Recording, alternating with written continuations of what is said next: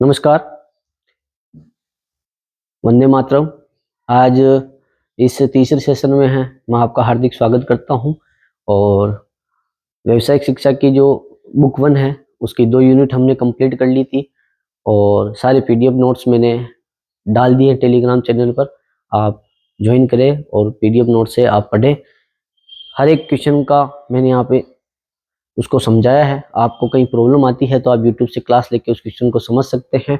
और जल्दी ही मैं अलग अलग ट्रेड वाइज सारे जो क्वेश्चंस है वो डालने का प्रयास करूंगा। और आपका सहयोग और स्नेह इस तरह बना रहे, ऐसी मैं आशा करता हूँ। चलिए स्टार्ट करते हैं। सबसे पहले आ रहा है स्व प्रबंधन। क्या आ रहा है? स्व प्रबंधन कौशल, सेल्फ मैनेजमेंट। आप यहाँ पे समझिए, इस शब्द में 2 शब्द मिलकर बने हैं स्व। स्व यानी खुद का, प्रबंध यानी व्यवस्था। क्या करना?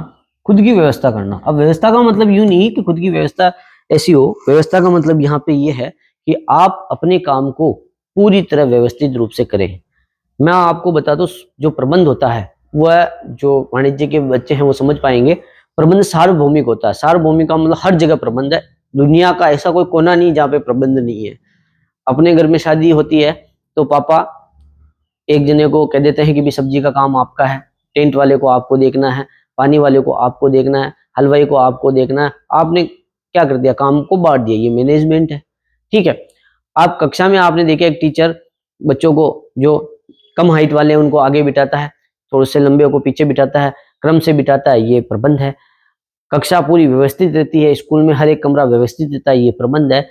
आप अपनी डेस्क पर पेन, पेंसिल, कॉपी हर व्यवस्थित जगह पर रखते हैं। ये प्रबंध है। यानी प्रबंध हर जगह है। मेरे कहने का मतलब प्रबंध हर जगह है। खुद में प्रबंध भी है। आप खुद को ही प्रबंधित कर लें, खुद को ही मैनेज कर लें, तो आप आगे बढ़ जाएंगे, सफल हो जाएंगे। और इस यूनिट का यही उद्देश्य है, आपको स्व प्रबंध की भावना विकसित करना। आपने संचार पढ़ लिया, कम्युनिकेशन पढ़ लिया, फिर आपने ये पढ़ा कि स्व क्या कहते हैं उसको, ऐसी व्यवस्था करना कि आप सेल्फ मैनेजमेंट होकर आगे बढ़े। ठीक है, चलिए स्टार्ट करते हैं। क्या कह रहा है? स्व प्रबंध कौशल का अर्थ है।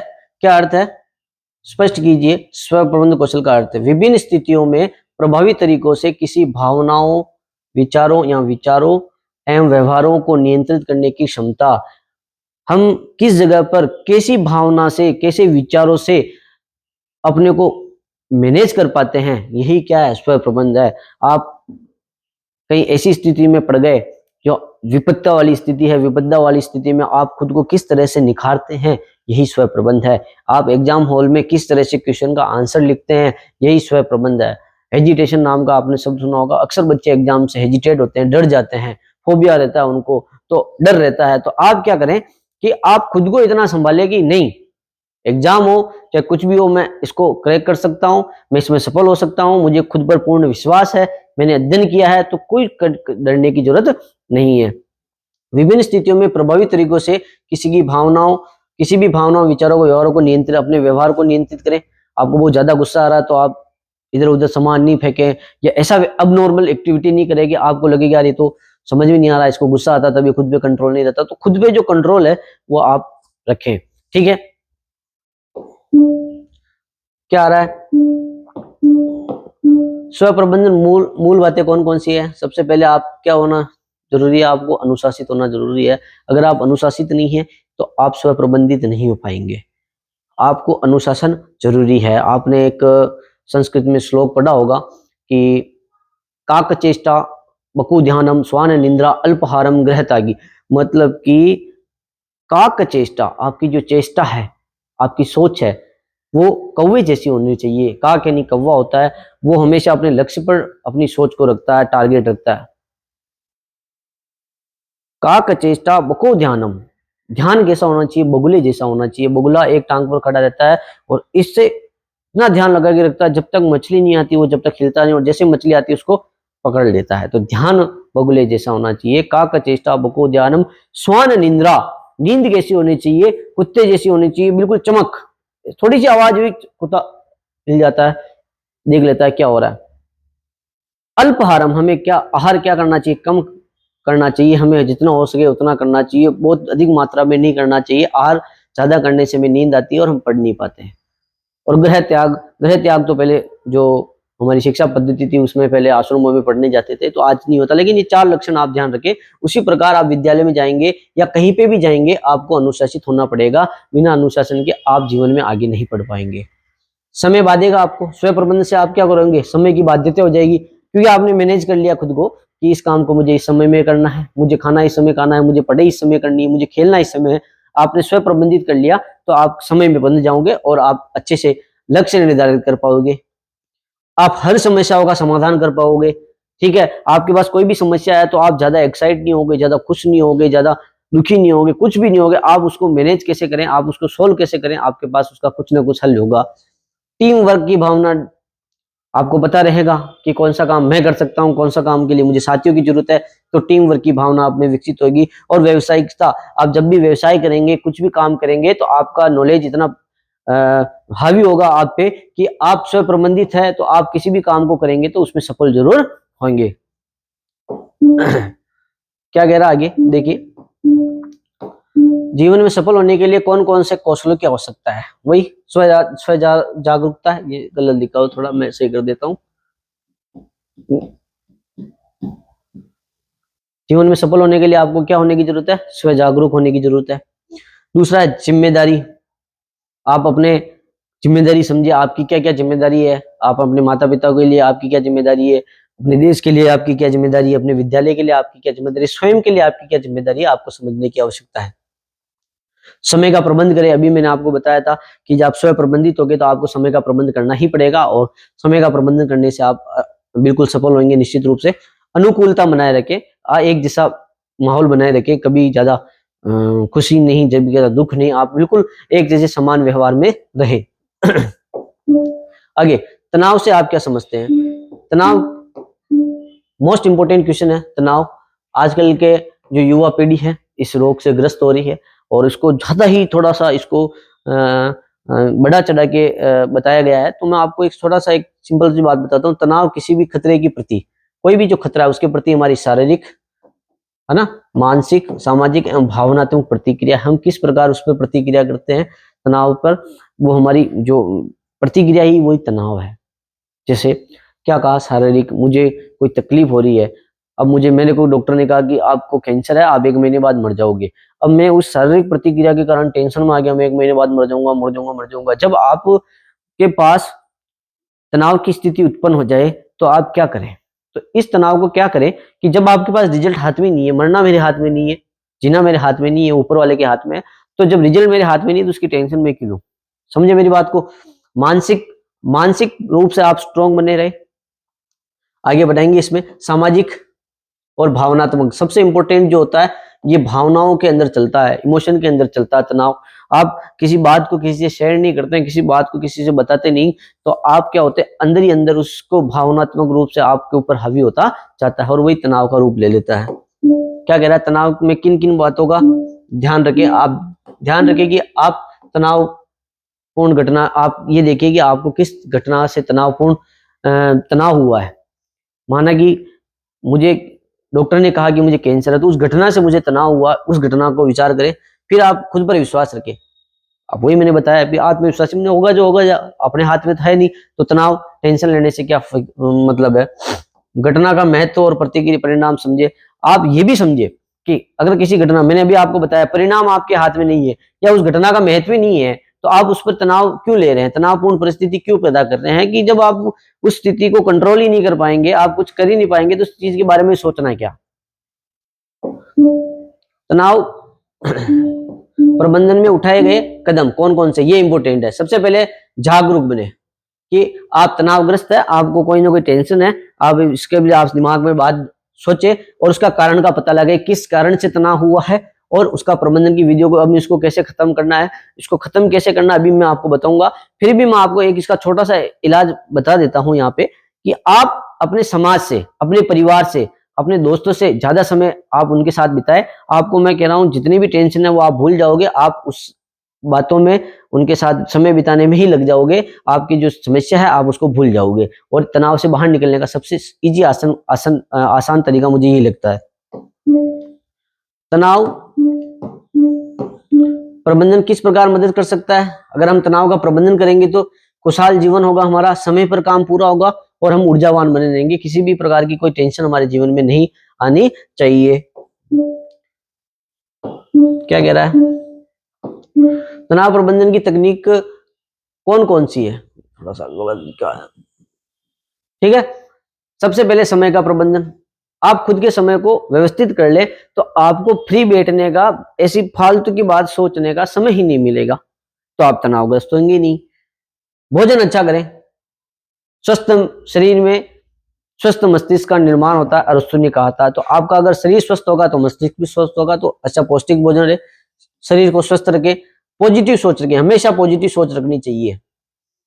मैं मेरी बताता हूं कि कोई कहते हैं कि आज दिन बहुत बुरा है, मैं कभी नहीं कहता हूं, मैं ये कहता हूं कि आज दिन थोड़ा कम अच्छा है। अच्छा तो है लेकिन थोड़ा कम अच्छा है, तो हमेशा एक पॉजिटिविटी बनी रहती है दिमाग में। नींद पूरी ले। तनाव का सबसे जो असर डालने वाली चीज है वो नींद है। तनाव के कारण हमें नींद नहीं आती है और हमें दूसरी बीमारियां हो जाती है। तो नींद पूरी ले, रिलैक्स रहें आराम से, जीवन को व्यवस्थित बनाएं। समय प्रबंधित होगा तो जीवन ऑटोमेटिक व्यवस्थित होगा। ये इंपॉर्टेंट फैक्टर आ गया। देखो, परिवार और दोस्तों के साथ समय बिताएं। अपने परिवार और दोस्तों के साथ जितना समय हो सके उतना बिताएं, आपको सारी टेंशन आप फ्री हो जाएगी।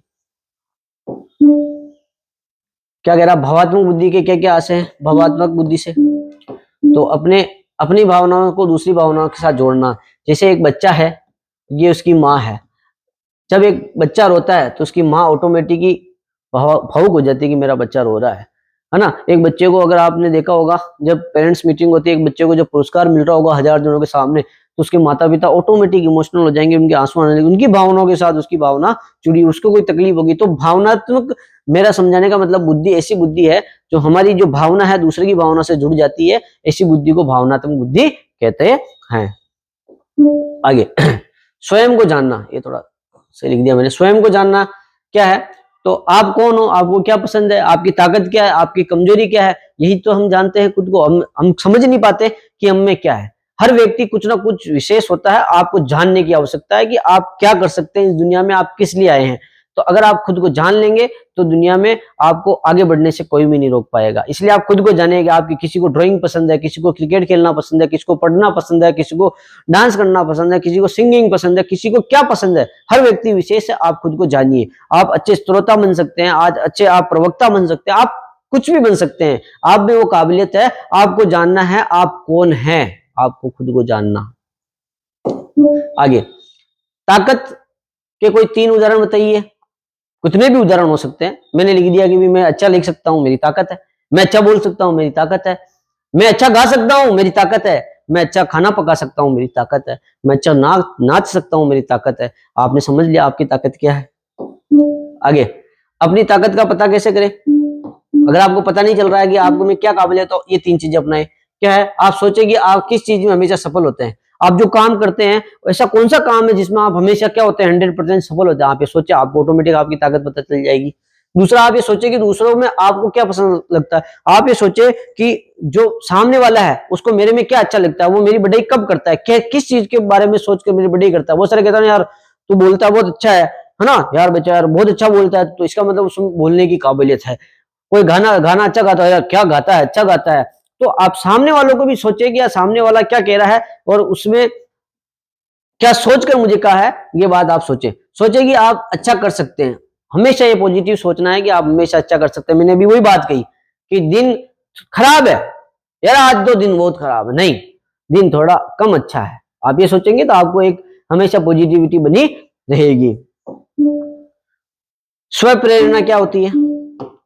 स्व प्रेरणा से आप क्या समझ? स्व प्रेरणा वह है जो हमें अपने लक्ष्यों को प्राप्त करने, खुशी महसूस करने और हमारे जीवन में गुणवत्ता सुधार हेतु प्रेरित करती है। स्व प्रेरणा हमारे जीवन में क्या करती है? गुणवत्ता में सुधार कर लेती है। स्व यानी स्वयं की, प्रेरणा यानी मोटिवेशन। आप खुद को आगे से आगे प्रेरित करते हैं किसी काम के लिए। स्व प्रेरणा ही वह होती है, जैसे मैं कहूँ कि कोई बच्चा नहीं पढ़ रहा है ना, बार बार सबने कह दिया टीचर ने कह दिया, परिवार वालों ने कह दिया, लेकिन जब वो स्व प्रेरित हो जाएगा ना, ऑटोमेटिक भागेगा और पढ़ने लग जाएगा।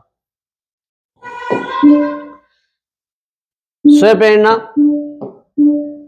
कौन कौन से प्रकार है? वही आंतरिक और बाह्य, अभी मैंने बताई। देखिए, आंतरिक का मतलब अंदर से कोई प्रेरणा प्रेरित होती है, उसको बोलते हैं आंतरिक प्रेरणा, अंदर से पैदा हो रही है। जैसे मैंने कहा कि भी मेरे को गुस्सा आ रहा है, ये अंदर था मेरे, पहले ही बाहर आ गया, ये आंतरिक है ना। तो ऐसे प्रेम, खुशी, ये सब आंतरिक प्रेरणा। और बाहर से जो मुझे कोई प्रेरणा मिलती है किसी काम को करने के लिए, वो बाहरी होती है। जैसे मेरे को किसी ने इनाम कहा, पापा ने कहा कि 10वीं में व्यवसायिक शिक्षा में 100 में से 100 आ जाएंगे तो मैं तेरे को एक साइकिल दिला दूंगा। तो आप उस साइकिल के लिए क्या कर रहे हैं? मेहनत कर रहे हैं, ठीक है। आप प्रेरित हो गए तो बाहरी प्रेरणा होगी, जो बाहर से मिलती है, शाबाशी हो गया, किसी ने आपकी बढ़ाई कर दी, बाहर से जो अंदर से, शरीर के अंदर से आ रही है, वो आंतरिक अभिप्रेरणा या प्रेरणा होती है। आंतरिक प्रेरणा ऐसी प्रेरणा जो खुद से पैदा होती है, अभी अपने डिस्कस कर लिया था, खुशी, प्रेम, क्रोध आराम से डिस्कस कर लिया था। बाहरी जो बाहर से प्राप्त होती है, जैसे किसी ने पुरस्कार दे दिया, इनाम दे दिया, शाबाशी दे दी, यह बाहरी प्रेरणा होती है। स्व विनिमय क्या होता है? मोस्ट इंपोर्टेंट, स्व प्रबंधन और स्व विनिमय। खुद का आकलन कर लिया, खुद का आकलन हमेशा करना चाहिए। आप जब सोने से पहले आप सोचिए कि पूरे दिन में मैंने क्या किया और मुझे क्या करना था, क्या नहीं करना था, क्या और मैं अच्छा कर सकता था, ये स्वयं का आकलन हमेशा करना चाहिए। यही स्व विनिमय कहलाता है। खुद का आकलन करना ही स्व विनिमय कहलाता है। ये वी है, विनिमय कहलाता है। आगे, लक्ष्य क्या है? लक्ष्य उन सपनों का समूह है जिन्हें हम प्राप्त करने के लिए एक तय सीमा होती है। हमारा एक सपना है कि मुझे कलेक्टर बनना है, ये लक्ष्य है। और कब तक बनना है, ये सीमा है। जीवन भर तो बनना नहीं रहेगा। क्यों? क्योंकि एक समय बाद वो आप ओवरेज हो जाओगे तो नहीं बन पाओगे। तो एक समय सीमा निर्धारित देती है हर एक लक्ष्य की, ठीक है। लक्ष्य का निर्धारण कैसे करें?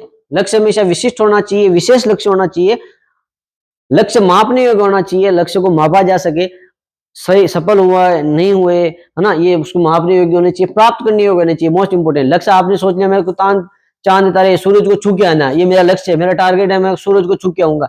सूरज को कौन छू सकता है? क्या असंभव है? तो ऐसा लक्ष्य डिसाइड नहीं करे जो असंभव है, ठीक है। आप खुद की ताकत को समझे कि मैं क्या कर सकता हूँ, उस हिसाब से लक्ष्य चुने। जैसे कि मैं अगर डिफेंस में नहीं जा सकता हूँ, मैं डिफेंस का लक्ष्य चुन लूंगा तो नहीं, पॉसिबल ही नहीं है। जैसे मुझे कम दिखता है और मैं चश्मा लगता है मेरे, और मैं डिफेंस में, मेडिकल में निकल सकता हूँ, बाहर निकल सकता हूँ, मेरी फिजिक्स अच्छा है, लेकिन मैं मेडिकल में उस वजह से निकल सकता हूँ, तो मुझे उस लक्ष्य को नहीं चुनना चाहिए। मुझे ऐसा लक्ष्य चुनना चाहिए जिसमें मैं जा सकता हूँ। समय का प्रबंधन से आप क्या समझते हैं? मोस्ट इंपोर्टेंट बात, बच्चे अगर इसको फॉलो कर लेंगे तो जीवन में कभी भी असफल नहीं होंगे। समय को प्रबंधित करें। आप किस समय उठेंगे, आप किस समय नाश्ता करेंगे, किस समय पढ़ाई करेंगे, किस समय खाना खाएंगे, किस समय खेलने जाएंगे, किस समय टीवी देखेंगे, हर चीज का अगर आपने एक व्यवस्थित टाइम बना लिया, उसी को हम क्या नाम से जानते हैं? समय प्रबंधन। समय प्रबंधन एक सोच का कौशल है जो आपकी लक्ष्य प्राप्ति और सुखमय जीवन बनाने में क्या करता है? मदद करता है। आपके टारगेट है उसको पाने में और जीवन को सफल बनाने में ये स्व प्रबंधन आपकी क्या करता है? मदद करता है। आगे, स्व प्रबंधन से हमें क्या मदद मिलती है? सबसे पहले काम समय पे पूरा हो जाता है। अगर आप समय पे, आपने हर काम को समय से बांट रखा है तो ऑटोमेटिक काम समय पे पूरा होगा। दैनिक व्यवस्था हो जाती है, हर पूरा दिन पूरा ऐसे व्यस्त निकलता है, आपको फालतू का समय नहीं मिलता। समय पर गृह कार्य पूरा हो जाता है। अगर आपने हर काम को बांट रखा है, इस सब्जेक्ट को मुझे इतनी बजे पढ़ना है, इस सब्जेक्ट को इतनी बजे पढ़ना है, इतना टाइम देना है, तो आपका गृह कार्य भी आसानी से क्या हो जाएगा? पूरा हो जाएगा। समय बर्बादी से बचाने में, फालतू में समय भी आपका बर्बाद नहीं होगा। क्यों? क्योंकि आपने हर समय का एक डिस्ट्रीब्यूशन कर रखा है, हर समय पे आपने एक काम को बांट रखा है। आगे, प्रभावी समय प्रबंधन के चरण कौन कौन से? व्यवस्थित, काम सारा क्या होगा? व्यवस्थित होगा, क्योंकि आपने क्या किया? समय का प्रबंधन किया। प्राथमिक, आप व्यवस्था करने के बाद देखिए कि मुझे कौन सा काम पहले करने की आवश्यकता है, कौन सा काम बाद में करने की आवश्यकता है। नियंत्रित, आप हमेशा खुद पे नियंत्रण रखें कि मुझे इस समय को पूरे को क्या करना? फॉलो करना है। समय अगर फॉलो नहीं करते हैं तो आप आगे नहीं चल पाएंगे। और पथ का मतलब आपको सफलता अवश्य मिलेगी अगर आप समय पे काम करेंगे। जैसे मैंने कल बताया था, आज और बताता हूं, नियमितता प्लस निरंतरता बराबर सफलता, अगर आपको सफल होना है तो नियमित नियम बनाने पड़ेंगे, समय पे कौन सा काम करना है, कौन सा नहीं करना है, और नियमित होने के बाद आपको काम निरंतर करना पड़ेगा। आधे से ज्यादा उस काम को नियंत्रित नहीं कर पाते हैं, 2 दिन किया, 3 दिन किया, चौथे दिन उस काम को छोड़ देंगे, आज तो यार खाना खाने जाना है, आज तो मेरे को वहां जाना है, आज तो मेरे को वहां जाना है, फिर वो काम छूट जाता है। तो आप खुद को नियम में बांधे, समय में बांधे और उसको काम को करें, तो आपको निश्चित रूप से आपके लक्ष्य की प्राप्ति होगी, आप सफल होंगे उसमें। क्या आ रहा है? प्रभावी समय प्रबंधन सुझाव दीजिए, किसी भी काम को देरी से ना करें। आपको प्रभावी समय प्रबंधन करना है तो क्या करें, किसी भी काम में क्या करें, देरी ना करें, टालम टोल ना करें। अक्सर हम टालम टोल कर जाते हैं, कल कर लेंगे या थोड़ी देर बाद कर लेंगे। आप उसको काम को टालम टोल ना करें, आपने समय का प्रबंधन कर लिया, उस काम को फॉलो ही करें कि मुझे इस समय वो काम करना है। फिर नो डिस्टर्बेंस जोन विकसित करें। आप अपने कमरे में जहां पढ़ रहे हैं, आप ये रखें कि जब मैं पढ़ रहा हूं तो पापा मम्मी को कहेंगे मुझे कोई डिस्टर्ब ना करे, मुझे इतने समय तक पढ़ना है। आप उनको समय मांगिए, अपने कमरे और डेस्क को क्या करें, व्यवस्थित रखें, अपने जहां पे पढ़ रहे हैं पूरी साफ सफाई होनी चाहिए। बचे हुए समय का सदुपयोग करें, फिर भी आपके पास समय बच जाता है पढ़ने के बाद, खेलने के बाद, तो उसको भी व्यर्थ ना करें, उसका कुछ ना कुछ सदुपयोग करें, महापुरुषों की जीवनी पढ़े, है ना, मोटिवेट होते रहे, है ना। ये सेकंड यूनिट खत्म, ये शायद 4th यूनिट है ना, इसको ओपन कर लेंगे। चलिए, जय हिंद, खम्मा गणी। मुझे आशा है कि आपको ये सेशन समझ में आया होगा। किसी को भी कोई भी समस्या हो, मैं फिर से कह रहा हूँ, आप मुझसे जुड़े, मैं उसका समाधान करने का पूरा प्रयास करूंगा। जय हिंद, जय भारत।